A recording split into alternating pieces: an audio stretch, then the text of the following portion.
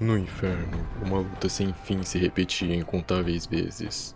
Uma batalha brutal para decidir quem era o demônio mais forte. Explosões rasgavam o céu enquanto dois monstros colidiam sem parar. De um lado, o demônio de corpo negro com veias douradas, brilhando como magma. Do outro, o guerreiro demoníaco vermelho, com asas abertas e armadura pesada. O impacto entre eles fazia o próprio inferno tremer. Após uma explosão gigantesca, o demônio vermelho avança primeiro, sem hesitar. Ele atravessa a fumaça e ataca diretamente, mas o outro se levanta no meio dos destroços, praticamente intacto. Que triste! A voz ecoa enquanto ele encara o oponente. Ouvi dizer que você era o mais forte dos 9 infernos. Criei expectativas em você, mas o nome dele aparece. Grande demônio Gargas. Seus socos nem sequer machucam. Do outro lado, o guerreiro Rosna. Balak. Sem aceitar aquilo, Gargas parte para cima imediatamente. Os dois colidem novamente, mas agora Balak domina o combate. Ele bloqueia, contra-ataque e lança Gargas contra o chão com uma força esmagadora. A luta se intensifica. Trocas de golpes violentos, impactos que destroem o terreno, explosões sucessivas. Gargas é jogado de um lado para o outro, mas continua se levantando e avançando. No meio da batalha, várias criaturas menores surgem. Balak reage na hora. Esses são truques baratos. Ele elimina os inimigos com brutalidade, esmagando cada um sem esforço. Mas aquilo era só uma distração. De repente, Gargas aparece acima, envolto em energia e despenca como um meteoro. O impacto é devastador. O chão se parte em uma explosão massiva. Mesmo assim, Balak não desiste. Ele se levanta, concentra energias na mão. Ele vai lançar um Kamehameha, formando esferas de fogo enquanto avança mais uma vez. Chega de brincadeirinhas. Os dois colidem novamente, liberando uma explosão ainda maior. Balak luta com tudo que tem, mas Gargas responde com um golpe esmagador vindo do alto. A diferença de poder é clara. Enquanto pressiona Gargas, Balak declara com absoluta confiança: o mais forte no inferno dos 9 céus sou eu. Concentra um último Kamehameha, atingindo Gargas diretamente. A luta continua, sem fim, porque naquele inferno ninguém acreditava que existiria um vencedor eterno. Até que alguém apareceu. Quem será? É o Prota? Será que é? No castelo do Rei Demônio, o silêncio é absoluto, enquanto o governante supremo caminha em direção ao seu trono. O ápice de todos os demônios, um ser que alcançou o topo absoluto da hierarquia infernal, o próprio Capiroto. Seus subordinados, como o fiel Balak, não entendem por que ele deseja tanto ir embora, já que ele conquistou tudo que o inferno tinha a oferecer. O segredo do seu domínio é a autoridade do Predador, uma habilidade aterrorizante que permite absorver o corpo e as habilidades de qualquer demônio que ele tocar. Foi esse poder que ele colocou um fim à guerra entre os 7 arquiduques, consumindo todos eles e deixando o restante dos demônios tremendo de medo de serem os próximos a serem devorados. Por trás dessa armadura imponente está um homem exausto. Ele passou 10.000 anos malditos em um cenário de massacre, luta e morte constante. E o pior, a culinária do inferno é uma bosta. Quando oferecem a ele um monstro gosmento e cheio de tentáculo, ele quase perde a paciência. O que ele realmente deseja não são vísceras ou cabeça, mas um simples sopa de kimchi. Para ele, os demônios não têm noção de culinária e só sabem despedaçar os oponentes. A carência dele vai além da comida. Ele implora por quadrinhos, por entretenimento, por filme. O cara quer ver um hentai, por qualquer entretenimento que possa lhe satisfazer. Seus subordinados choram, pedem perdão em não conseguir satisfazê-lo. Ele sente falta de ter alguém por perto que ele realmente goste. E aí que entra Lilith. Lilith é apresentada como a rainha da Sucubus e a criatura mais bela do inferno. Ela é obcecada pelo Lorde, mas é um pequeno detalhe. A aparência dela é um pesadelo visual de tentáculos e múltiplos olhos que faz Balak parecer fofinho em comparação. O Lorde está em seu limite absoluto de sanidade. Ele já tomou a decisão. Ele não vai mais ficar. Ele precisa voltar pra Terra. E precisa agora. Ele não aguenta mais. 10.000 anos de tentativas de persuasão dos demônios para que ele ficasse, sua determinação só se fortaleceu. Agora, após consumir Baal, o último arquiduque, todos os preparativos foram concluídos. Chegou a hora de ele receber as recompensas por 10.000 anos de sofrimento e finalmente deixar o inferno para trás. Mas sair do submundo não é simples. E ele vai precisar de todo o seu poder e da ajuda de seus subordinados para abrir caminho. O Rei Demônio ordena que Balak prepare aquilo imediatamente. Mesmo aterrorizado, Balak convoca o Mago Negro Amon e ordena que preparem o equipamento dos 7 arquiduques. Amon explica que, ao usar uma quantidade massiva de energia demoníaca, ele consegue distorcer os limites do espaço-tempo. Será possível forçar a abertura de uma fenda dimensional. Sem perder tempo, o protagonista decide que é hora de começar. Ele libera o núcleo de energia demoníaca de 10.000 anos, uma força tão avassaladora que deixa os demônios ao redor em estado de êxtase puro apenas ao olharem para a tamanha magnitude de poder. Enquanto a fenda se abre, Lilith aparece aos prantos, implorando para não ser abandonada, querendo acompanhar seu mestre. O Mao, porém, não está para sentimentalismo. Ele simplesmente manda ela parar de chorar, entra na fenda e deixa um adeus bem direto. Não foi um prazer te conhecer, você é feia, não quero nunca mais te ver. Já dentro do túnel dimensional, o clima muda. O sistema detecta o núcleo da fenda e ativa o mecanismo de defesa dimensional conhecido como Sistema Gaia. O problema é que o poder do protagonista é tão grande que ultrapassa os limites permitidos, causando uma sobrecarga total no sistema. Mensagens de falha começam a pipocar enquanto Gaia tenta desesperadamente conter a invasão, iniciando um selo de restrição para tentar limitar o poder dele durante a travessia. Após o caos da fenda, o protagonista finalmente acorda sentindo a luz do sol e vendo o verde de uma floresta. Ele respira aliviado, acreditando que finalmente está de volta à Terra. O Rei Demônio está de volta, mas o mundo para o qual ele retornou parece ter se tornado um lugar tão perigoso quanto o inferno que ele acabou de deixar. O nome do nosso protagonista agora aparece, o Kanhu. Ele está no nível 1 do estágio de despertar, e sua principal habilidade é a autoridade da predação. Ele percebe que seus status de força e inteligência estão abaixos. E pior ainda, recebe um aviso de que seus poderes foram selados. Mas não tem tempo para reclamar porque um grito estridente corta o ar. Um grupo de goblins surge das sombras. Kanhu percebe na hora que algo tá muito errado. Ele diz, a terra que eu conheço não tem criaturas bizonhas como goblins. Sem saída, ele decide que a única opção é apagar todos eles de uma vez. É morte e extermínio mesmo. Mesmo com os poderes limitados, ele ainda possui energia demoníaca de 10.000 núcleos. Ele invoca a autoridade do demônio Sabnak, a autoridade da lâmina, e com um movimento preciso, corta os monstros como se fossem papel. O sistema logo avisa, monstro de rank E eliminado. Kanhu sobe rapidamente para o nível 4. Ele observa a carnificina e nota que realmente está ficando mais forte, mas ainda precisa de respostas. Para isso, ele usa sua autoridade da predação dos cadáveres dos goblins para absorver informações e energia. E é aqui que o clima pesa. Ao absorver a energia, ele ganha um ponto de energia demoníaca, mas entra em choque. Ele reconhece aquele tipo de energia. Um tipo de energia que só existe no inferno está aqui. O desespero bate forte. Kanhu começa a questionar se aquele lugar é realmente a Terra. Ele aguentou 10.000 anos no inferno com a única esperança de voltar para casa. E a ideia de estar em outro mundo o deixa à beira de um colapso. De repente, outro grito. Mas este não é o de um monstro, é um grito humano. Kanhu não perde tempo e usa sua autoridade e velocidade para disparar entre as árvores. Enquanto corre, ele revela seu maior trauma. Em 10.000 anos no inferno, ele só viu monstros bizarros, feios e horrendos, cheios de tentáculos, de chifres e coisas bizarras que tem lá, né? Ele começa a rezar desesperadamente. Por favor, que tenha 2 olhos, um nariz e uma boca. E por favor, que não tenha tentáculo. Ao chegar ao local, ele encontra uma jovem de cabelos roxos sendo cercada por goblins. Kanhu elimina as criaturas num piscar de olhos e salva a garota.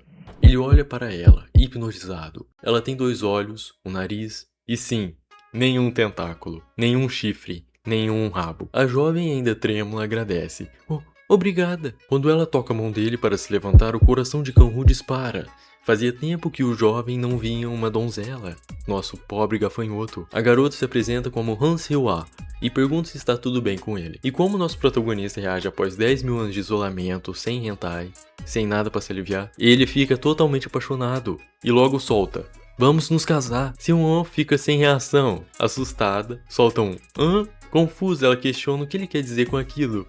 O que faz Kang-woo cair na real e pedir desculpas por ter se empolgado demais. O nosso jovem está no cio. Ele se apresenta formalmente e descobrimos que o nome dela é Senhorita Seung-woo. A conversa é interrompida quando Seung-woo solta um gemido de dor devido a um ferimento na perna, acabando por desfalecer nos ombros de Kang-woo. Nesse momento, um objeto cai no chão, um celular. Ao olhar para o aparelho, Kang-woo entra em choque, reconhecendo o formato quadrado e percebendo que finalmente está de volta à Terra. Enquanto Seung-woo tenta fazer os primeiros socorros nele, apesar de ela mesma estar ferida, Kang-woo reflete como praticou o idioma coreano exaustivamente no inferno, para não esquecer como falar. O cara fez todos os demônios aprender coreano simplesmente porque ele podia. Ele celebra o fato de finalmente estar conversando com uma humana e não com um demônio. Ao checar o celular, ele vê a data de 2023. Kang-woo percebe que se passaram 5 anos desde que ele foi para o inferno, e nota que, durante sua ausência, monstros começaram a aparecer na Terra. Sabendo que mais criaturas estão a caminho, ele decide que precisam sair dali rápido. Enquanto descansam, Kang-woo pergunta por que ela estava caçando sozinha em um lugar tão perigoso. Seung-woo explica que é uma jogadora de rank E, que despertou apenas no dia anterior, chamando a si mesma de burra por ter se arriscado tanto. Ela então pergunta o nível de Kang-woo, que desconversa dizendo ter seus próprios motivos,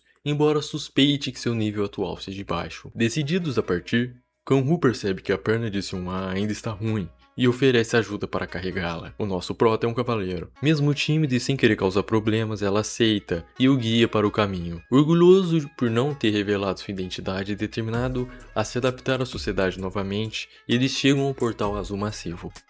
Kang-woo fica intrigado com a estrutura, notando a ausência de equipamento para manter a fenda espacial aberta. Ao atravessarem, o cenário muda drasticamente para uma cidade moderna e movimentada. Kang-woo fica maravilhado ao ver a multidão e ouvir recrutamentos para os grupos de caça, emocionado o suficiente para lágrimas surgirem em seus olhos. Ele finalmente aceita a realidade. Ele realmente está de volta para a Terra. Percebendo o estado emocional dele, Seung-woo timidamente o convida para comer em sua casa. Kang-woo mal consegue conter a alegria pensando em comida de verdade, mas o clima é quebrado por guardas que exigem suas identificações de jogador. Sem documentos, Kang-woo entra em pânico, mas decide agir usando o que sabe. Ele ativa a autoridade do demônio cego, Dantalion, para manipular a visão do guarda. O truque funciona perfeitamente, e o guarda confirma a identidade falsa, permitindo que passem. Finalmente, eles chegam ao prédio de Seung-woo. Quando sobem as escadas de um edifício antigo e sem elevador, Kang-woo sente cada detalhe.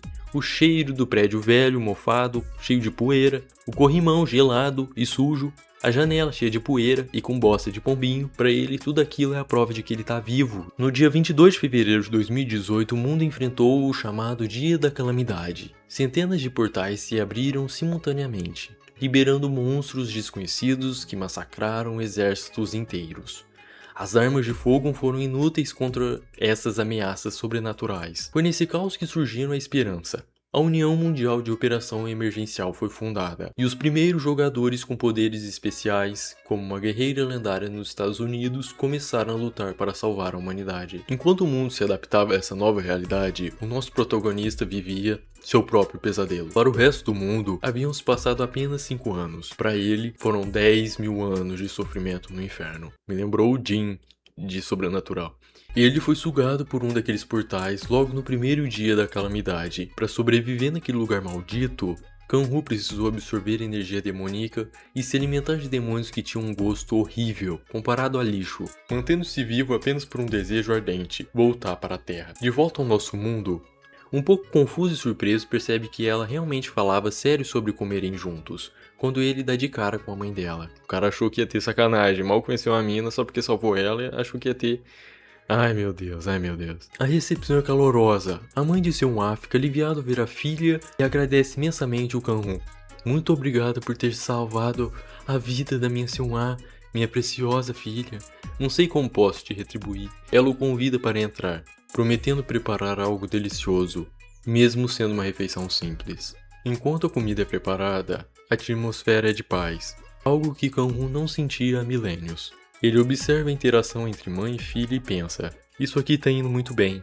Seung-woo vai se trocar, mas antes, Kang-woo pede o celular dela emprestado, alegando que perdeu o dele.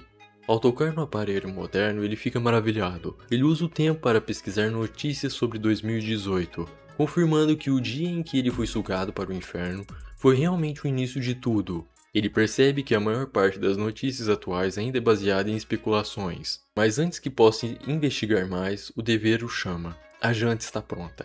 O cara morrendo de fome depois de passar 10 mil anos sofrendo lá, aguentando os bichos feios. Tudo que ele quer comer é a sopinha dele, né? O prato da noite é um sopado de kimchi, o que ele mais queria, né? Pra quem passou eras comendo carne de demônio, o cheiro é divino. A mãe de Seung-wha serve Kang-woo gentilmente. Assim que ele coloca a primeira colherada na boca, o choque emocional é imediato. As lágrimas começam a escorrer enquanto ele mastiga. Seung-wha e sua mãe ficam preocupadas, mas ele, soluçando, consegue dizer: sério, realmente, eu voltei pra casa. Ele agradece profundamente, afirmando que a comida estava uma delícia. Seung-wha, emocionada com a reação dele, agradece por ele ter apreciado tanto o esforço delas. Mas a tranquilidade dura pouco. Uma explosão violenta destrói a porta da entrada da casa, enchendo a sala de fumaça e destroços. Kang-woo, interrompido em seu momento de felicidade, reage com fúria contida. No meio da fumaça surge um invasor reclamando que a porta era dura demais. Um homem loiro com um olhar agressivo e um colar de chave entra gritando: "Ei, Han Seung-wha! Vem aqui agora!" Descobrimos que o nome do bosta é Han Tae-yeon, que invade o local e vai direto confrontar Han Seung-wha, perguntando com que autoridade ela decidiu entrar em um portal por conta própria. Ele começa a debochar da situação, indo alto descobrir que ela agora era oficialmente uma jogadora. O clima pesa quando Tae-yeon, o bosta, começa a desenterrar traumas familiares, mencionando o pai que morreu cedo e a mãe que ganha centavos, gritando que a situação atual deles é por culpa dela. Ele tenta arrastá-la à força para uma guilda de baixo nível, mas a Seung-wha resiste e chega a morder a mão dele para se soltar. O cara perde o controle, dá um tapa nela e grita: "Acha que pode sobreviver só fazendo boas ações?" Esse cara aí vai morrer, né? Já vamos descobrir. Esse daí é o primeiro que vai mexer com o prota.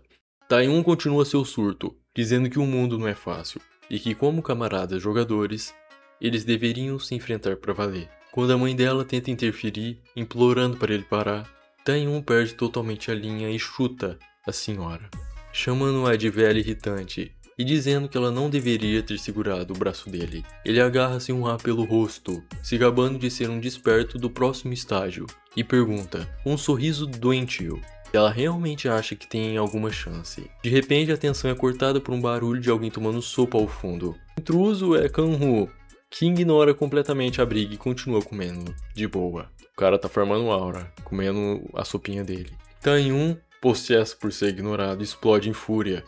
Grita seu filho da puta e vira a mesa com tudo, destruindo a refeição do cara, que passou 10 mil anos sofrendo e comendo carne de bicho demoníaco. Kang-woo entra em choque absoluto, caindo de joelhos e soltando um grito de agonia. "Não!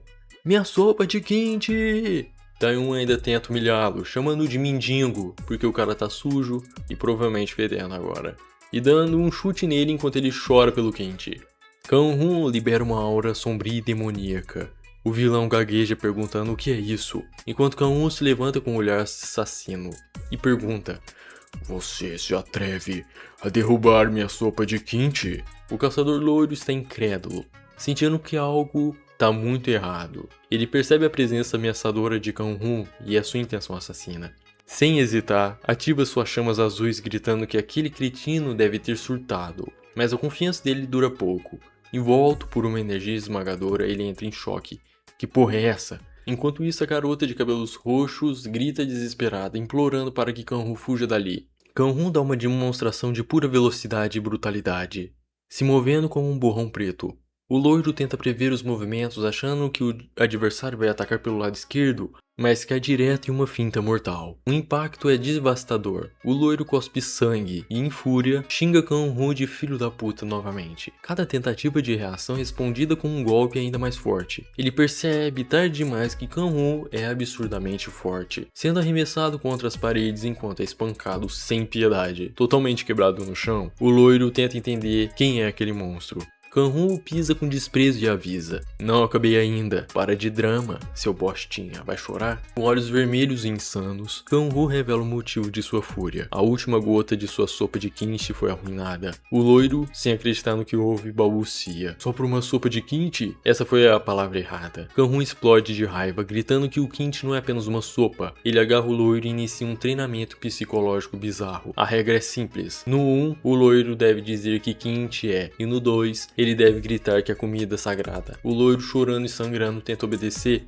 mas Kang-ho não está satisfeito. Ele exige mais emoção, dizendo que o grito deve soar como se ele estivesse orando para Deus, ou conquistando o coração de uma garota. Sob tortura, o loiro alcança notas altíssimas, berrando a plenos pulmões que a sopa de kimchi é uma comida sagrada. Só depois desse show é que Kang-ho finalmente se acalma, soltando um frio, que bom, enquanto observa o corpo destruído no chão. Antes de sair, ele deixa o aviso final: "Nunca mais menospreze uma sopa de kimchi na sua vida." Caído em uma poça de sangue, o loiro só pensa em uma coisa: o que caralhos há com esse doido psicopata? Na casa de Seung-hwa, o lugar tá uma zona, lixo espalhado e a mãe de Seung-hwa na cama. Seung-hwa, visivelmente exausta e triste, assume as tarefas domésticas, levando a louça. A cena corta pra cozinha, onde vemos que ela não é a única sofrendo. O loiro parece ter levado uma surra, tá esfregando os pratos sobre o olhar atento de Kang-ho, que relaxa tomando um café. Tae-hun, indignado, pensando em como apanhou, teve suas sopas roubadas e agora está sendo escravizado por um simples ensopado de kimchi. Também ninguém mandou mexer com a comida do prota, né, velho? Cara doido. A frustração dele transborda e ele começa a questionar por que está sendo tratado assim. Kang-ho percebe a irritação e pergunta o que está vendo, mas o medo é tanto que o loiro imediatamente recua e grita: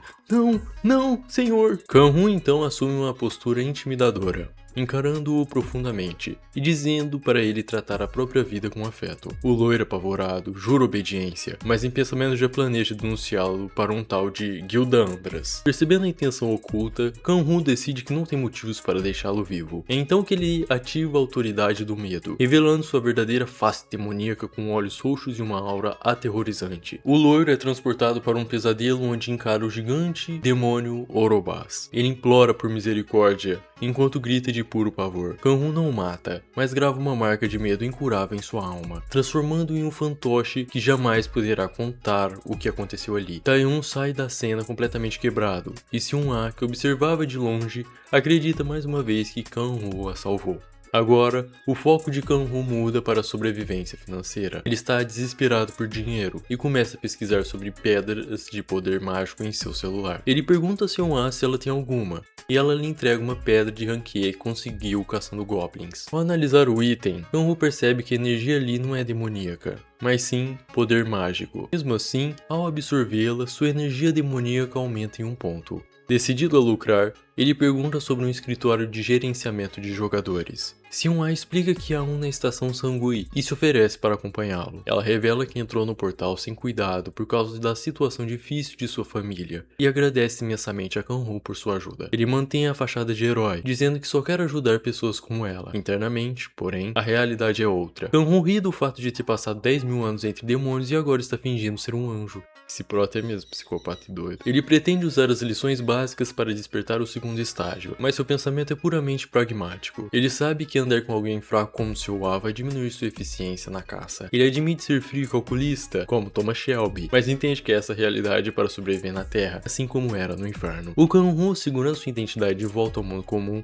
após um longo tempo ausente, ele se apresenta a um balcão de atendimento. E para sua surpresa, o atendente pergunta se ele precisa de mais alguma coisa. Kang-ho agradece, mas por dentro está chocado. Ele realmente pensou que estaria na lista de pessoas desaparecidas, mas parece que ninguém notou que ele sumiu. Agora, no momento de retrospectiva, mostra o prota, sozinho, num quarto simples, devorando um pote de macarrão instantâneo. A calmaria dura pouco. Fragmentos de uma memória brutal de batalha e sangue surgem, antes de voltarmos para a realidade atual. Kang-ho agora está em um trem com uma jovem de cabelos roxos, a Seung-hwa. Ela o desperta de seus pensamentos, dizendo: "Sr. Kang-ho, olhe pela janela. Eles estão chegando ao departamento de gerenciamento de jogadores de Seul, uma estrutura monumental que deixa Kang-ho impressionado." Ao desembarcarem, a garota entrega um presente para ele, um smartphone. Kang-ho, que parecia estar por fora da tecnologia moderna, fica fascinado ao saber que o aparelho tem Wi-Fi e agradece imensamente. Ela então avisa que vai tentar se registrar na aula para iniciantes, e ele decide segui-la para fazer seu próprio registro. Dentro do departamento, o clima sistema é de seriedade. Kan-Woo usa um terminal de autoatendimento para sua identificação. O sistema processa seus dados e confirma. O Kan-Woo, identificação completa. Seu número é o 18. Um caminho luminoso azul surge no chão, guiando-o até a sala de teste. Enquanto caminha, ele observa outros jogadores. Alguns se gabam de ser Rank D, enquanto Kan-Woo ouve conversas sobre os 5 grandes mestres de guildas da Coreia, como Kim Jae-yoon e Chae Yang-jong. Ele observa os jogadores veteranos e pensa consigo mesmo. Esses caras estão em outra liga, mas Kan-Woo tem um plano claro. Ele precisa recuperar sua força o mais rápido possível e sabe que, inevitavelmente, acabará encontrando esses grandes mestres quando voltar ao seu auge. Kan-Woo entra na sala de teste número 9, onde uma examinadora o instrui a colocar a mão sobre uma esfera de medição de poder. Ela explica que ele deve aplicar sua força e que a cor da luz determinará seu atributo. Nesse momento, Kan-Woo hesita por um segundo, tomado por uma preocupação genuína. O que eu faço se eu for forte demais? Ele toca a esfera, e uma luz intensa e avassaladora explode pela sala, deixando a examinadora em choque. A tensão sobe, a luz brilha como se fosse quebrar tudo, mas então, a examinadora olha para os resultados e solta a bomba. Sr. Kan-Woo, você é um Rank F.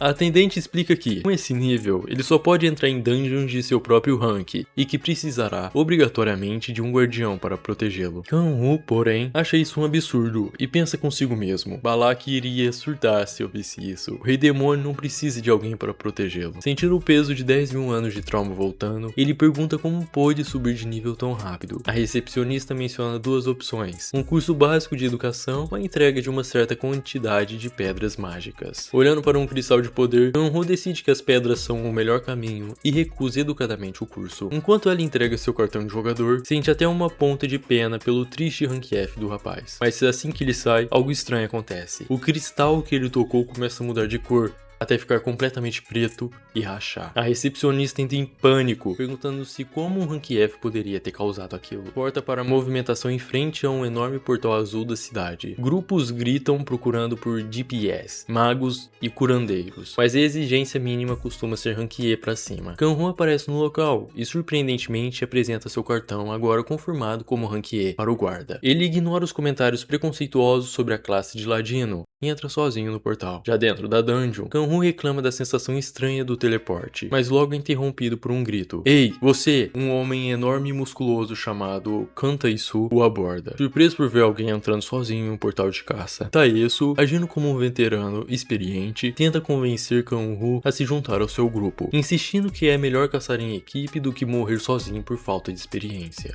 Apesar da insistência de Tae-soo e da desconfiança dos outros membros do grupo, Kan-Woo mantém a calma e se apresenta. O Kan-Woo, ele fica chocado ao descobrir que o Brutamontes à sua frente nasceu no novo milênio e é mais novo do que parece, percebendo o quanto o mundo mudou nos 5 anos que esteve fora. Kan-Woo agradece a gentileza, mas recusa o convite, preferindo seguir solo. Antes de partirem, Tae-soo deixa um aviso sério. Aquela área é habitat de goblins, e há um monstro-chefe terrível entre eles chamado Hobgoblin. Kan-Woo observa o grupo se afastar, pensando que ser bonzinho demais pode ser perigoso, mas decide focar no seu objetivo. Ficar sozinho é melhor para mim. Ele se embrenha na floresta e não demora a encontrar rastros de sangue e peles de goblins. Com o olhar afiado, ele localiza a vila das criaturas do alto de uma árvore. Sem hesitar, salta para o ataque, iniciando sua caçada. O Prota, encontrando exatamente o que procurava e soltando um animado bingo antes de se lançar contra o primeiro inimigo, vê um grupo de goblins. Ele não se intimida nem um pouco, comentando que aquilo é fácil demais.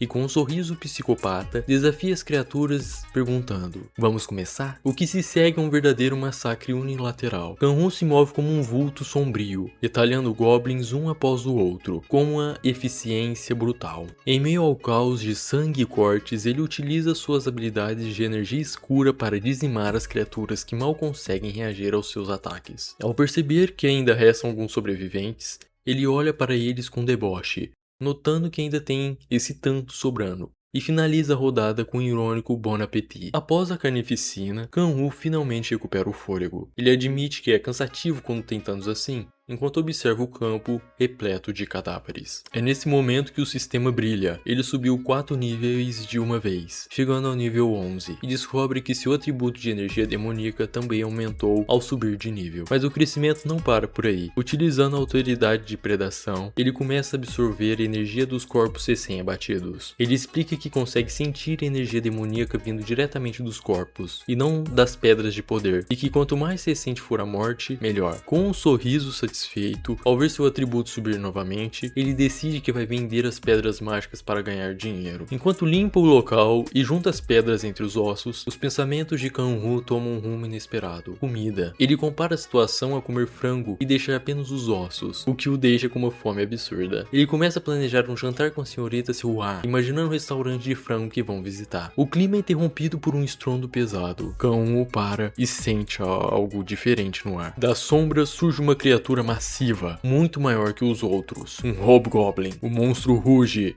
e Kanhu percebe algo alarmante que o faz travar por um segundo. A criatura não está usando apenas força bruta, ela está emanando mana. O protagonista fica chocado ao ver o monstro avançando, questionando incrédulo. Ele sabe controlar mana. Nosso protagonista observa a energia fluindo. Ele reflete que, se o assunto for poder de destruição puro, a mana é imbatível. O monstro não fica para trás. Ele ruge, afirmando que sua energia mágica é muito superior, mas logo percebe que algo está errado enquanto solta um grito ensurdecedor. A luta escala para uma troca de golpes frenéticas onde o tamanho faz diferença. O protagonista sente o peso da batalha e cerra os dentes, admitindo: o problema é a diferença na força física por causa da classe de peso. O monstro ataca com tudo e consegue acertar, fazendo o prota recuar. Frustrado, ele percebe que não consegue perfurar aquela armadura porque seus atributos ainda estão baixos, e conclui que precisa de uma abertura maior. Ele nota que o chefe luta muito bem, especialmente com aquele braço armado, sendo bem diferente dos outros goblins que ele acabou de estraçalhar.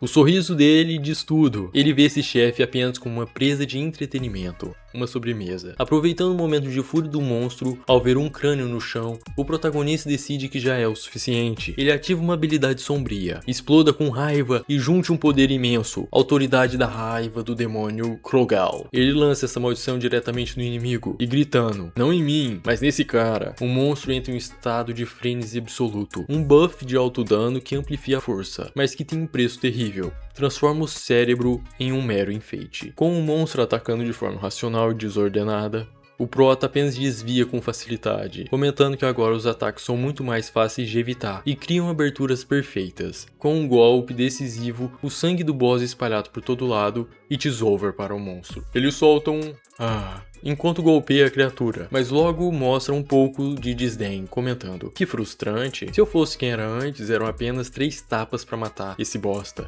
Assim que o monstro cai, as notificações do sistema pipocam na tela. Ele limpou o esconderijo, garantiu um bônus de 50% de XP e derrotou o chefão com sucesso. Com isso, ele sobe 3 níveis de uma vez e atinge o nível 11, o que desbloqueia o seu segundo estágio de despertar. O atributo revelado é a fome insaciável, de rank C, que permite absorver ainda mais energia demoníaca. Kanhu, sempre ambicioso, pensa: não tenho um rank alto, mas agora consigo absorver a energia demoníaca mais rápido. Como pensei, considerando que sou de fato um jogador, acho que vou conseguir ficar mais forte mais rápido. Sem perder tempo, ele ativa sua habilidade de predação no cadáver do boss. Uma fumaça roxa espessa começa a emanar, e ele percebe que o efeito da fome insaciável é real. Ele absorve uma quantidade massiva de energia, aumentando seu atributo em 3 pontos, chegando ao total de 19. Ele conclui que matar monstros fortes realmente vale a pena, mas nem tudo são flores. Kanhu percebe algo estranho. Sua energia demoníaca aumentou 3 vezes mais do que o esperado. O sistema envia um aviso perigoso. O crescimento anormal vindo de uma fonte desconhecida pode ser arriscado. Em um breve deslumbre, vemos uma lua de sangue e Kanhu percebe que o selo dos 10 núcleos demoníacos está enfraquecendo. Ele nota que cada vez que desperta, o selo cede um pouco. Se isso for verdade, então, só de subir de nível, meu poder original vai ser restaurado. Ele reflete com um sorriso sinistro, percebendo que talvez nem precise de portais de rank alto se continuar assim. Após coletar um cristal azul no chão, Kanhu diz: beleza, definindo sua próxima meta: chegar ao nível 20 para o terceiro estágio de despertar. Corta a cena e mudamos totalmente de clima. Saímos das masmorras sombrias para um restaurante iluminado, onde Kanhu está simplesmente amassando frango frito e tomando cerveja com seu ar. Ele está empolgado com a comida que solta um nossa, isso é muito bom. Também, o cara passou 10 mil anos comendo só víscera, cabeça, tripa de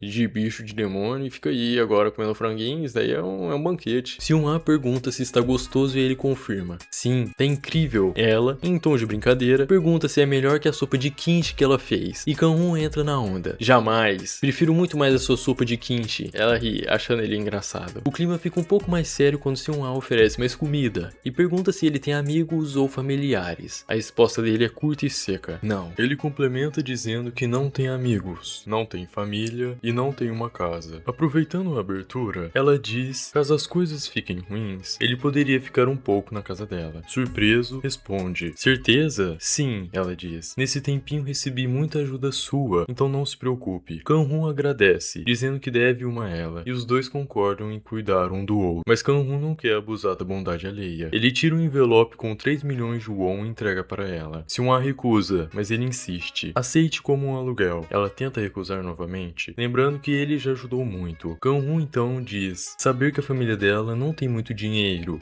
e a tranquiliza: não precisa se sentir endividada, já que vou poder comer por sua causa também. Se não aceitar pelo aluguel, aceite como um pagamento pelos ingredientes. Tocada pela atitude, ela agradece e promete fazer uma sopa de kimchi. Ainda melhor, amanhã. Kanhun fica radiante: sério? Isso quer dizer que posso comer kimchi todo dia? Ele até pensa consigo mesmo que ela é realmente um anjo. Para finalizar o jantar, ele volta ao modo estrategista e pergunta se ela conhece algum portal de Rank D por perto. Ela menciona um onde dizem ter reptilianos. Kanhun começa a planejar o dia de amanhã. Ele precisa ir, subir de nível rápido e vender pedras mágicas. E, claro, com aquela fome de sempre, ele pensa: mas será que largar cozida é gostoso? Seung-ha leva o Prota até um quarto. Ela explica que aquele era o quarto do irmão dela, mas diz: sinta-se livre para usar confortavelmente de agora em diante, Sr. Kanhun. Ele agradece gentilmente, afirmando que finalmente poderá dormir bem graças a ela. Assim que as luzes se apagam, Kanhun se joga na cama e sente o peso dos anos fora. Ele reflete: não durmo em algo tão macio assim faz anos. É quieto, é confortável. Naquele momento de paz, ele tem certeza de uma coisa: foi uma boa escolha voltar. Mas a vida de civil não dura muito tempo, porque ele tem objetivos a cumprir. Corta para o dia seguinte, onde vemos uma multidão de jogadores se aglomerando em frente a um portal azul vibrante. O clima é de desespero e negócios, com gente gritando por curandeiros, por tanques, para formar grupos. Kanhun, agindo como quem não quer nada, passa pela verificação de segurança, onde é confirmado como jogador Rank F. Assim que ele atravessa o portal, ele se vê em uma floresta densa e já identifica o local. Então esse deve ser o portal de Rank D. Para não atrair a atenção indesejada, ele ativa sua habilidade e autoridade do silêncio, movendo-se de forma totalmente furtiva. Não demora muito para ele encontrar seus primeiros alvos: um grupo de reptilianos. Enquanto observa os 3 monstros, ele tem um rápido flashback de Seung-ha comendo, mas logo volta sua atenção para o combate, dizendo apenas um frio beleza. É aqui que o bicho pega. Kanhun libera a autoridade infernal do demônio Andras, conjurando uma explosão de chamas avassaladora que consome os monstros instantaneamente. Ele explica que esse fogo não é comum, ele não queima apenas o corpo, mas a própria existência vital, e é impossível de apagar por métodos normais. Enquanto as criaturas gritam de dor, Kanhun começa a ponderar sobre o nome da guilda Andras, achando que já ouviu isso em algum lugar. Mais monstros aparecem, mas ele os elimina com a mesma eficiência, notando que o processo está ficando barulhento e ele precisa ser rápido antes que mais apareçam. Após a chacina, ele sobe de nível, mas percebe que sua evolução está ficando lenta agora que seu nível está mais alto. Ele decide que precisa caçar grupos maiores. É nesse momento que alguém grita: ei, bem aqui! Um grupo de jogadores se aproxima e o líder, com um sorriso arrogante, olha para Kanhun e diz: pelo seu equipamento, parece que você é um novato completo. Tá a fim de entrar na nossa guilda? Kanhun, sem demonstrar emoção, pergunta qual é a guilda deles, e o cara orgulhosamente aponta para seu emblema: somos da guilda Andros. A resposta do Prota é curta e grossa: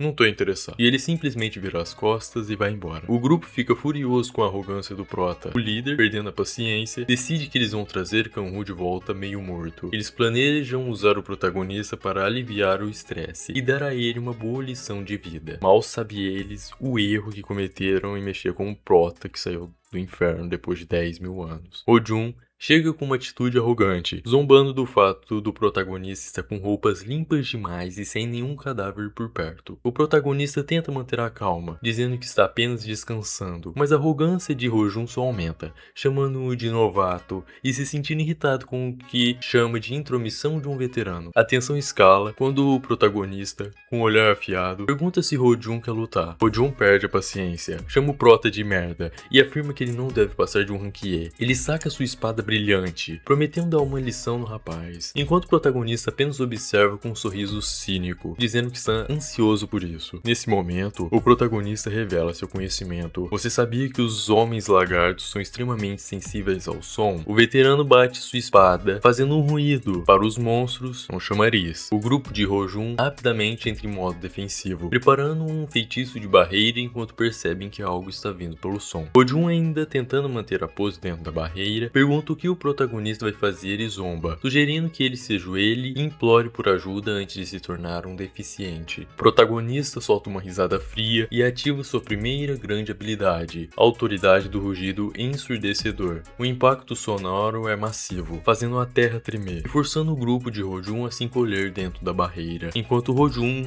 grita desesperado para ele parar. O barulho atrai centenas de homens lagartos que cercam completamente a barreira do grupo de Ho-Jun. O veterano entra em pânico, chamando o protagonista de maluco e perguntando se ele quer matar todo mundo. Enquanto observa tudo do alto de uma árvore, o protagonista friamente relembra Ho-Jun sobre o que ele mesmo disse sobre a sensibilidade auditiva dos monstros. Diante do desespero de Ho-Jun, ele deixa claro: eu não planejo morrer, os únicos que vão morrer aqui são vocês. Para garantir que ninguém ouça os gritos de socorro, ele ativa a autoridade do silêncio, anulando o som, deixando o grupo de Ho-Jun à mercê dos monstros, enquanto eles percebem, tarde demais, que o protagonista possui habilidades que controlam o som. Gritos de socorro ecoam enquanto as criaturas rasgam e devoram tudo pela frente. Um dos caçadores é empalado friamente, outro assiste a tudo em choque total, paralisado pelo horror de ver seus companheiros sendo massacrados um por um. Nesse momento de desespero, que o sobrevivente avista Kan-Hu, que está calmamente observando a carnificina do alto de uma árvore. O homem implora por ajuda, pedindo desculpas e clamando por misericórdia, mas o prota não está nem um pouco interessado em seu herói. Com um sorriso cínico no rosto, ele apenas deseja boa sorte e deixa o sujeito para trás. O caçador solta um último xingamento furioso antes de ser brutalmente esmagado pelo monstro. A maldade aqui é devolvida com uma maldade ainda maior, e o instinto assassino de Kan-Hu assume o controle total. Sem perder tempo, Kan-Hu entra em cena incinerando os monstros com chamas poderosas e ativa sua habilidade principal, a predação. Enquanto absorve a energia das criaturas, ele começa a entender as regras desse mundo, notando que sua autoridade tem limites contra alvos protegidos pelo chamado Sistema Gaia. Ele até cogita se poderia absorver atributos de outros jogadores, mas logo descarta a ideia por enquanto, já que sua energia demoníaca acaba de atingir o nível 30, aumentando não só em quantidade, mas também em qualidade. 3 dias depois da caçada, Kan-Hu, em um raro momento de paz doméstica com a jovem Seon-Hwa, que preparou uma refeição para ele, demonstra preocupação com o cansaço do mesmo, chamando-o de Sr. Kan-Hu, mas ele garante que está bem e focado em continuar subindo de nível. Durante a conversa, Seon-Hwa menciona um rumor preocupante sobre jogadores caóticos que estariam caçando humanos dentro dos portais. Kan-Hu percebe na hora que esse boato se espalhou por causa do que aconteceu com um grupo anterior, mas ele apenas sorri internamente, já que ele mesmo é o jogador caótico da história. Focado em sua evolução, ele finalmente alcança o nível 20, o que ativa o seu terceiro despertar. Agora, sua energia demoníaca flui de maneira muito mais poderosa e refinada. Para fechar com chave de ouro, ele decide testar o alcance de seu novo poder usando a predação e uma pedra de poder mágico, ansioso para ver o quão longe pode chegar. Alcançando um novo patamar de poder ao despertar o atributo de terceiro estágio Demônio Sedento por Mana de Rank A, ele descobre que esse poder converte a mana das pedras mágicas diretamente em energia demoníaca para absorver. Após testar a habilidade em uma pedra, Kan-Hu percebe que seus valores de energia podem até dobrar com esse novo recurso. Confiante com dinheiro suficiente, ele decide que não precisa mais vender suas pedras mágicas por um bom tempo e decide testar seus limites na floresta. Ele questiona se deve ir com força total e libera uma técnica devastadora chamada Autoridade Celestial, que causa um impacto massivo no cenário. Enquanto busca por um homem lagarto boss para conseguir pedras de nível superior, Kan-Hu ouve gritos desesperados chamando por Ryung e o nome Taisu. Ao investigar, ele presencia uma cena de traição. Um ladino está atacando os membros do próprio grupo. Kanhu observa escondido e percebe que esses podem ser os jogadores caóticos dos Sumores. O líder dos agressores, um homem de cabelos vermelhos, grita com as vítimas para calarem a boca enquanto desfere ataques brutais. Um dos alvos, um tanque com um grande escudo, tenta proteger seus companheiros, confiante de que não serão atingidos, mas os traidores zombam de seus atributos e planejam torturá-los lentamente, já que tecnicamente não podem matá-los ali. É nesse momento que Kanhu decide intervir, surgindo das sombras com um olhar intimidador. Os agressores ficam chocados ao sentir sua energia demoníaca e perguntam quem ele é, achando inicialmente que se trata apenas de um filho de mulheres de baixo escalão passando pelo local. Eles decidem que não precisam capturá-lo, mas já atingiram sua meta com os outros 2 jogadores. Kanhu apenas sorri e diz: "É mesmo? Que bom que disse." O que se segue é um massacre unilateral. Kanhu se move com uma velocidade absurda, interceptando um ataque do Ruivo e o jogando no chão com extrema violência. Ele agarra o rosto do agressor, iniciando um processo estranho que deixa as vítimas confusas. Quando o outro comparsa tenta atacá-lo chamando-o de maldito, Kanhu utiliza sua autoridade de ataque para obliterá-lo completamente. Com os inimigos derrotados e sangrando no chão, Kanhu volta sua atenção para o líder Ruivo, segurando-o pelo cabelo e fazendo uma pergunta crucial: onde você conseguiu energia demoníaca? O homem, mesmo ferido, ainda tenta insultá-lo. Seu filho de mulheres de baixo escalão, como sabe da energia? Mas é interrompido por um golpe final do Prota que encerra a disputa. Kanhu interroga os membros suspeitos que traíram o grupo, usando a autoridade do terror. A pressão é tamanha que uma criatura monstruosa, deixando o oponente completamente apavorado e sem fôlego. Um dos membros da guilda, desesperado, começa a gritar sobre o mestre da guilda. Outro companheiro dele, de cabelos verdes, tenta silenciá-lo desesperadamente, gritando: "Cala a boca, seu terror! Ficou maluco?" Mas o pânico já tomou conta do local. Kanhu não dá trégua. Com um olhar gélido, ele usa o seu poder para esmagar o oponente enquanto exige respostas. Qual é o nome da sua guilda? O homem, com os olhos virados e sangrando, acaba cedendo e berra: "Andras! É a guilda Andras!"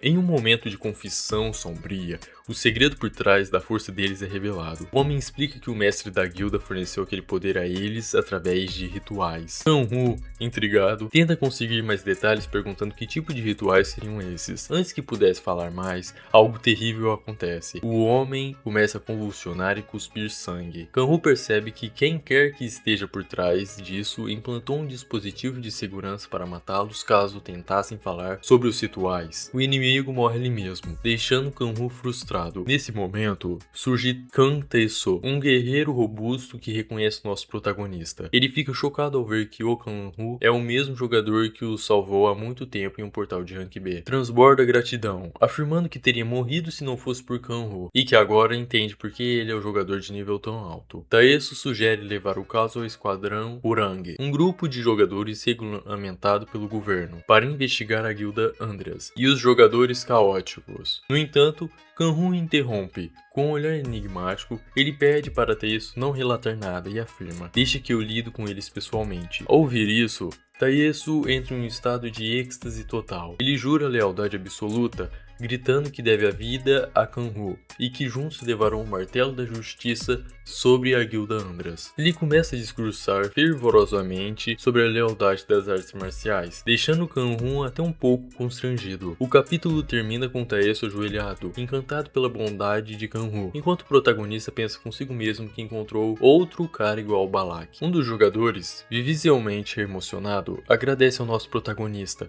Obrigado também. Com certeza eu vou te retribuir por sua bondade, Sr. Kanhu." Enquanto o rapaz comemora, Kanhu reflete sobre sua própria situação, notando que, embora agora ele seja apenas um Dodaichon, uma gíria que descreve pessoas problemáticas, eu fui pesquisar, é isso que significa Dochaion, ele chega até a considerar, por um momento, se deveria convidar aquele grupo para se juntar a ele. O líder do grupo, o robusto Cheon-ho, decide que é hora de seguir caminhos diferentes, sentindo que só causou problemas para Kanhu. O jovem Tae-soo, porém, não quer que essa seja o fim e faz uma promessa fervorosa. Espero que possamos nos reencontrar quando eu estiver forte o bastante para ajudá-lo. Kanhu acha a determinação e a lealdade deles algo maluco, mas admite para si mesmo que a interação foi divertida, antes de se despedir com um simples "estou indo". Enquanto discutem o potencial de evolução das classes, podem saltar do rank A para o S ou até SS, Kanhu já começa a planejar seus próximos passos. Ele lembra que seus aliados, Seon-A, passará pelo segundo despertar em breve e viu uma oportunidade perfeita. Kanhu entra em contato com Taeso e faz uma proposta direta. Quero que entre em um grupo com ela e subam de nível juntos. Ao saber que Seon-A é uma curandeira, Taeso aceita imediatamente, reconhecendo a raridade e a importância da posição. Após trocarem contatos, Kanhu encerra a ligação com Ta. Te ligo depois, enquanto se prepara para o próximo destino, a Guilda Andras. O tom da narrativa muda drasticamente para uma cena de violência e tensão. Kanhu está diante de um homem ensanguentado e pergunta friamente: acordou? Ele deixa claro que não haverá espaço para mentiras e exige de respostas. Sob pressão extrema, o homem revela sua identidade. Kancheyo! Kanhu, então, confronta sobre ordens recebidas anteriormente, questionando por que os jogadores capturados deveriam ser mantidos vivos em vez de executados. O prisioneiro tenta resistir, alegando não se lembrar, mas após ser submetido ao poder de Kanhu, ele finalmente quebra. Em meio a gritos, ele confessa o plano sinistro. Nos mandaram levá-los vivos para usá-los como sacrifício. Kanhu absorve a informação, percebendo que existem mais pessoas perigosas e malucas operando nas sombras do que ele imaginava. Conectando os pontos, Kanhu recorda que outro indivíduo, Han Tae-yun, mencionou exatamente a mesma coisa sobre os sacrifícios. Com um sorriso sombrio e um olhar predatório, ele agarra Seon-ho novamente e finaliza com uma ameaça final que deixa o clima pesado. Seon-ho, quero te pedir mais uma coisa. Em um beco escuro e úmido, iluminado apenas pelo brilho neon de letreiros degradados, Kan Seon-ho surge das sombras, arrastando uma mala pesada, quando é subitamente parado por um homem de cabelos brancos que ordena: ei, parado aí! Ele o reconhece, mas estranha sua aparência acabada e questiona onde está seu parceiro, já que eles deveriam trazer os sacrifícios juntos. Seon-ho, com o rosto marcado por sangue e hematomas, não esconde o ressentimento. Quando questionado sobre o paradeiro de Tae-ho, ele solta a bomba com frieza. O Tae-ho está morto. O cara fica incrédulo, sem entender como ele morreu em um portal de rank D, mas Seon-ho explica que noobs despertaram lá dentro, incluindo um jogador de nível alto, que arruinou os planos. Ele entrega a mala dizendo que aquele é o sacrifício e que, graças à morte de Tae-ho, conseguiu trazê-lo. Dentro da mala, uma pessoa luta para respirar, mas Seon-ho garante que está bem. A tensão aumenta quando ele revela suas verdadeiras intenções. Com o sacrifício desse nível, ele pretende ser batizado e tomar toda a energia demoníaca de Tae-ho para si. O Random debocha, chamando-o de desgraçado por querer lucrar com a morte do parceiro, mas ele apenas manda calar a boca e vai embora, deixando-o confuso com sua mudança drástica de comportamento. A cena corta para o quartel-general de uma guilda sinistra, onde o líder da guilda aguarda impaciente por um tapete vermelho. Ele é informado sobre a morte de Tae-ho e a interferência do jogador de alto nível, mas sua única preocupação é o sacrifício. Ao ver a mala, ele ordena: traga-o aqui agora! Não nos resta muito tempo. O sacrifício, um jovem ensanguentado, é colocado em um altar enquanto os seguidores encapuzados clamam pelo grande Andras imortal. O líder, movido por uma sede de poder que já dura mais de um ano, prepara a cerimônia de energias demoníaca, o que o tornará o demônio perfeito. Como Seon-ho não apareceu para o batismo, o líder decide que aquele sacrifício sem mestre será dele. A cerimônia começa com uma explosão de energia vinda de uma enorme pedra mágica. O líder sente seu poder crescer, mas se revela um plano cruel. É perigoso aceitar a energia diretamente, então ele fará com que o sacrifício absorva a energia demoníaca até morrer. Depois, ele beberá o sangue purificado do garoto para obter o poder sem riscos. O vilão grita para o jovem morra transbordando de energia, mas algo sai fora do controle. O garoto começa a resistir de uma forma impossível, e o líder percebe que quanto mais ele resiste, mais energia ele pode extrair. A medição dispara 5 vezes, 10 vezes, 15 vezes o normal. O líder, agora em um misto de êxtase e terror, ordena que ele pare e grita de dor. Para! Tá bom, eu não vou aguentar mais. Tira! protagonista, com uma calma assustadora, revela que aumentou 20 atributos de uma só vez. Então, quem tava deitadinho lá era o nosso prota. Com um olhar sádico e um sorriso no rosto, o protagonista encara o inimigo no chão e pergunta se ele pode repetir o que fez, zombando ao dizer que aquele poder era só mais uma vitamina. Isso desperta a fúria do líder da guilda, que avança gritando "Seu maldito!" e lança um ataque de fogo massivo, que o protagonista desdenha completamente, chamando-o de bem ruim. O líder continua disparando esferas de chamas frenética, mas o prota se move com facilidade entre as explosões, deixando o oponente em choque ao sentir a aura que emana dele. Energia demoníaca! O protagonista então ativa a sua autoridade da fortaleza impenetrável, admitindo com um sorriso que é muito bom ter esse tipo de energia à disposição. Perdendo o controle e sentindo a pressão, o líder ordena que todos os homens ataquem de uma vez. Mas o que se segue é uma carnificina. O protagonista se move como um vulto, obliterando subordinados que gritam de dor, enquanto o mestre da guilda assiste a tudo horrorizado, chamando seus próprios soldados de inúteis. Decidido a acabar com a luta, o mestre da guilda, Jodeok-Hyun, canaliza todo o seu poder na autoridade das chamas do inferno, indo de forma maníaca e alegando que suas chamas queimam todas as formas de vida. No entanto, sua confiança se transforma em puro pavor ao ver o protagonista caminhando ileso por entre o fogo, fazendo perceber que é impossível derrotar uma coisa dessas.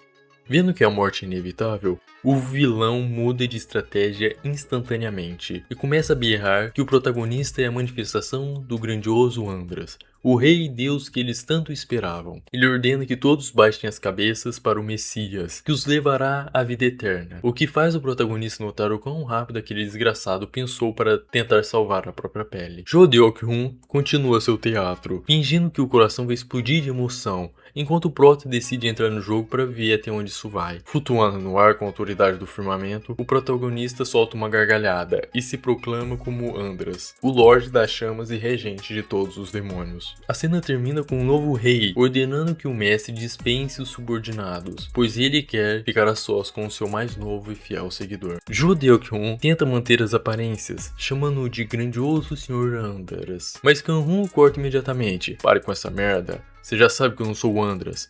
Ele agarra Jo pelo colarinho, deixando claro quem manda ali. "Quem faz as perguntas aqui sou eu. Você só responde. Entendeu?" Tremendo, Jo só consegue balbuciar um "sim, sim." Pressionado, Jodeok-Hyun começa a abrir o bico. Ele revela que aprendeu a criar fendas quando recebeu a evangelização de um homem mascarado que o visitou, oferecendo a vida eterna em troca de seguir a Igreja do Demônio. O mascarado era tão forte que dizimou todos os membros da guilda de Jo num piscar de olhos, dando a ele uma escolha simples: segui-lo ou morrer. Desde então, Jo nunca mais viu o mascarado e recebe todas as instruções por cartas. Kang-Hun percebe que, embora Jo tenha sido forçado no início, ele acabou se embriagando com a energia demoníaca e começou a realizar rituais por conta própria. Kang-Hun exige as cartas. Jo entrega apenas uma, e contém ordens sinistras: aceitar a energia demoníaca e converter o maior número possível de jogadores em aliados. O objetivo final é transformar a Terra em um inferno para que o Deus Demônio possa descer ao mundo. Kang-Ho fica furioso ao perceber a escala do plano. Como esses malditos ousam? O cara demorou 10 anos para sair do inferno e os caras tá querendo trazer o inferno pra Terra, vai entender. Em vez de matá-lo, Kang-Ho decide usar um medo a seu favor. Ele dá 3 ordens a Jodeok-Hyun. Primeiro, ele deve continuar obedecendo à Igreja do Demônio. Segundo, deve parar com os rituais. E terceiro, nunca deve falar sobre o que aconteceu ali. Com Jo sob controle, Kang-Ho planeja usá-lo para monitorar essa religião demoníaca. Após esse dia exaustivo, Kang-Ho volta para casa. Ele é recebido por uma Seonhwa muito preocupada, que reclama por ele não ter atendido o telefone. Olha aí, vai dar namoro, hein? Kang-Ho se desculpa e, para compensar o susto, ela oferece fazer o jantar. Ao ouvir que terá ensopado de kimchi, Kang-Ho fica radiante. Você sempre faz os melhores jantares do mundo. Enquanto cozinham, Seonhwa compartilha uma grande notícia. Ela conseguiu o seu segundo despertar e agora tem a habilidade Oração da Luz de rank B. Kang-Ho fica impressionado e já começa a planejar o futuro dela, sugerindo que ela forme um grupo com um tanque de rank A que ele conheceu, para que ela possa ganhar experiência e subir de nível de forma segura. Finalmente, o jantar pronto, e Seonhwa preparou uma surpresa: lamen de kimchi. Enquanto saboreia refeição, a mente de Kanhu volta para Mias, que descobriu. Ele observa a paz do momento e faz um juramento silencioso. Igreja do demônio, não sei quem vocês são, mas eu vou proteger essa terra e esse mundo. Podem apostar, enquanto comem lame de kimchi. No imponente escritório de gerenciamento de jogadores, nosso protagonista está lá, esperando seu novo documento. Mas a notícia não é das melhores. A atendente informa que o cartão de jogador Rank C só será entregue no endereço dele amanhã. Inconformado, ele questiona: não posso receber agora? A resposta é um seco não. Ela explica que cartões Rank C exigem um dispositivo de identificação especial, feito com pedras do poder, e é impossível fazer um tão rápido. Saindo de lá, ele aceita o destino. Ele lembra que a senhorita Sion-A já tinha avisado sobre a demora de um dia. Enquanto caminha pela cidade moderna, ele pensa: mas ainda assim é uma bosta isso. Parando pra pensar nisso, eu não aproveitei nada desde que eu saí do inferno e cheguei na Terra. Ele olha pra multidão e percebe que não pode resolver seus problemas com o culto demoníaco agora. Ele só quer uma chance de descansar. Ele lembra que antes de ser jogado no inferno, não tinha dinheiro nem nada. Naquela época, ele gastava o tempo lendo webtoons e novels, mas decide: não vou mais fazer isso. Ele quer aproveitar as coisas novas desse mundo. Afinal, ele lutou muito pra voltar. É aí que ele encontra algo que brilha aos seus olhos: a Mega Psy Zone. Ao entrar na Lan House, ele fica em choque com a modernidade. Isso aqui é novo. Então, isso aqui é o que chamam de Lan House. Nossa, que cadeira boa. Mas o que realmente ganha o coração dele é o sistema de pedidos. Calma, o que é isso? Dá até pra pedir coisa pra comer? Tô na terra ou no céu? 10.000 anos no inferno, quando volta só quer comer, velho. Que isso. Ele decide pedir um lamen, que disseram ser o melhor, e escolhe o jogo mais popular do momento. Ao analisar as funções de suporte e tanque, ele reflete com seriedade. É como se fosse a vida real. Então minha especialidade deve ser sangue frio. Ele escolhe um personagem que parece uma raposa. Um certo alguém de um jogo bem famoso. E aí, conhece, hein? E entra no campo de batalha de Summoner's Creek. Será que parece qual jogo, hein? O problema é que nosso protagonista é um completo novato. Ele começa a matar os minions e monstros achando que está arrasando, mas seu aliado, Iziriel, entra em desespero no chat. O que a raposa tá fazendo? Por que tá matando meus minions? Tá maluco? Enquanto Iziriel, nomezinho chato pra falar, xinga a mãe dele de tudo quanto é nome no chat, o lamen chega na mesa. Ele ignora completamente o ódio online. Pra ele, o cheiro tá divino. Ele saboreia cada mordida. Olha que gostinho bom. Agora o rabanete conserva... E aí, quem gostou do meu som effect?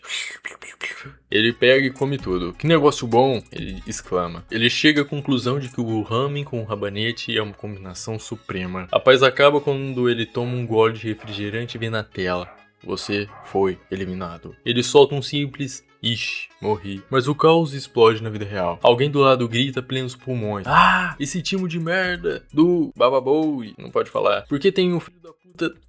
falei de novo. Ele olha para o lado e vê uma garota ruiva de boné completamente furiosa. Ela percebe o olhar dele e dispara. Tá olhando o quê, hein? Não tô me sentindo legal agora, então por que não para de olhar pra mim? Ele olha para a tela e percebe a coincidência absurda. Ela era o Iziriel do jogo. Ele pensa se é sortudo ou azarado, enquanto ela debocha: nossa, você tava comendo um lamenzinho. Tô sem palavra. Ela o chama para fora, chamando-o de Arrompi. Ele tenta entender o que aconteceu, mas a garota já perdeu a paciência. Oi? O que você disse? Seu troll do caramba! A garota parte pra cima com um ataque carregado de energia, mas nosso protagonista bloqueia sem nem suar. Ele dá uma lição de moral nela. Tá partindo pra briga por quê? Não pode ser assim com as pessoas sem motivo? Com um movimento rápido, ele domina a situação, deixando a garota em choque. Hã? O que é esse cara? Eles entram em um embate de alta velocidade, com luzes e ataques voando para todos os lados. No fim, ele para o soco dela com uma mão e a faz perguntar algo que muda o tom da conversa. Ei, você, quem é você? A Guilda Mir que te enviou? O Kanhu, mantendo a calma, responde que não sabe do que ela tá falando e que não pertence a guilda nenhuma. A garota fica furiosa, fechando o punho e dizendo que alguém com as habilidades dele não deveria estar sem guilda. Ele então revela sua identidade: estou em uma das 5 melhores guildas, a minha Rosa Vermelha. Percebendo que falou demais, ela tenta se acalmar, mas a atitude indiferente de Kanhu a irrita profundamente. Onde pensa que está indo? Estou falando com você. Ela grita quando ele tenta sair. Ela insiste que nunca ouviu falar de um jogador de rank A sem guilda, mas Kanhu cala a boca dela, entregando seu cartão de identificação. Aqui, o Kanhu, rank D. A garota entra em choque. Kanhu, com a cara mais lavada do mundo, ainda solta: sim, então, por favor, seja gentil. eu quase morri. Ela fica se questionando se ele é realmente um novato e se aquelas habilidades absurdas eram de um mero rank D. Enquanto ele vai embora, ela observa de longe, bufando de raiva. Esse desgraçado, será que ele é? Do lado de fora da Mega Psy Zone, Kanhun reflete sobre a sua situação atual. Ele admite que, após se retornar, quase perdeu todas as suas habilidades e está fraco agora, mas confia em seus reflexos e nos anos de experiência em batalha. Ele relembra o breve embate com a garota, impressionado por ter encontrado alguém de nível similar tão rápido. Admite que, por um momento, ela sumiu de seu campo de visão com aquele golpe final. Em um telhado, a garota, não tão longe dali, que descobrimos ser Cha Yeon-jo, a líder da Guilda Rosa Vermelha, faz uma ligação. Ela entra em contato com Park Hyun-woo e ordena uma investigação urgente. Ela suspeita que Kanhun esteja escondendo sua identidade, pois cartões de rank D são fáceis de falsificar. Yeon-jo levanta a hipótese de ele ser um adorador da religião demoníaca. Ela explica que o cara foi habilidoso o suficiente para prever seus movimentos e que nenhum adorador comum conseguiria reagir a ela daquele jeito, até agora. Para ela, as habilidades dele sugerem que ele poderia ser um gerente ou até líder dessa organização sombria. Enquanto Yeon-jo está obcecado em encontrá-lo, admitindo para si mesma que ele é mais forte do que eu e que ele ameaça sua posição de High Hunter. Kanhun está tranquilamente na rua. Ele percebe um rasgo em sua camisa e lamenta: merda, acho que não consegui desviar de tudo. O clima muda para a fúria total de Yeon-jo